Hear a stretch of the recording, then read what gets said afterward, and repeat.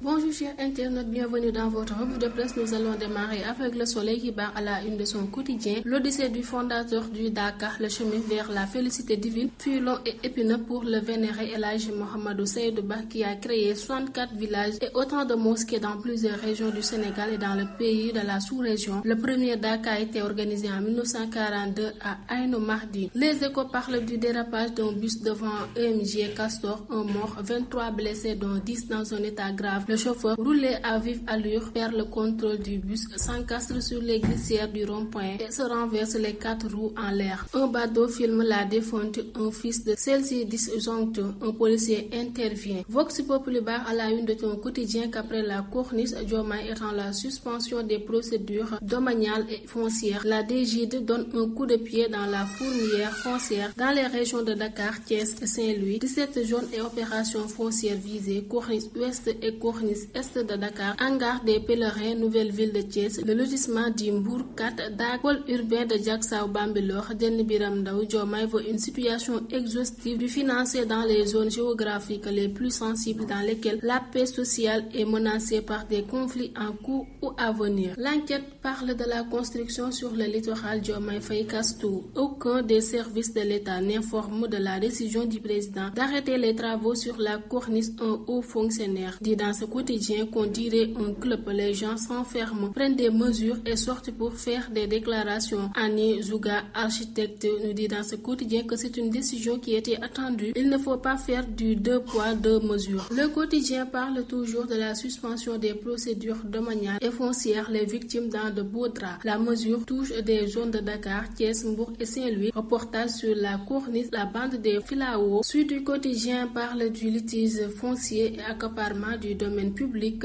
maritime. Diomaye marque ses empreintes. Le chef de l'État ordonne l'aide de plusieurs lotissements à Dakar, Thiès, Mbour et Saint-Louis. Le nouveau régime face à un chantier titanesque. Le quotidien parle toujours de cette occupation anarchique du domaine public maritime. Le président Bassirou Diomaye Faye vole au secours du littoral. En plus d'avoir fait arrêter les travaux, il a instruit le directeur général des impôts et domaines de faire suspendre toutes les procédures domaniales et foncières dans la plupart des zones du littoral. Le DESCOS est d'ailleurs en train de faire un audit de la situation de tous les terrains concernés. DSP Le Jour parle aussi de la suspension des opérations foncières et des constructions. 100 000 problèmes. Le président Faye freine le programme des 100 000 logements de Macky Sall. Lac Rose, Mbour 4, Pointe-Sarène, pôle urbain de Bambilor, Denni Biram Ndaw. Dakar Holpa, Saint-Louis visé, une dérogation pour certains cas et création d'un comité ad hoc. Doudou Ndoye sur la corniche nous parle que le président n'a pas le pouvoir d'ordonner l'arrêt des constructions. L'observateur revient sur la suspension provisoire des procédures domaniales et foncières. Diomaye et la bombe foncière. Le foncier, une manière conflictogène au centre de toutes les convoitises. L'expert Kader Fantangom alerte sur le caractère définitif et inattaquable des titres fonciers. L'évidence parle de l'agence sénégalaise de promotion touristique Air Sénégal International, de direction agonisante. Des voix s'élèvent pour attirer l'attention des nouvelles autorités. Le quotidien revient sur l'arrêt des travaux sur le littoral et qu'est-ce qui fait courir Atepa. Pourquoi c'est Atepa qui annonce la nouvelle avant la publication du document interdisant les travaux sur le littoral? Atepa, défenseur du littoral. Y a-t-il un intérêt caché derrière tout ce dévouement? Sa proximité avec les nouvelles autorités peut-elle lui permettre de gagner des marchés dans l'aménagement du littoral? Telles sont les questions posées par le quotidien. Direct News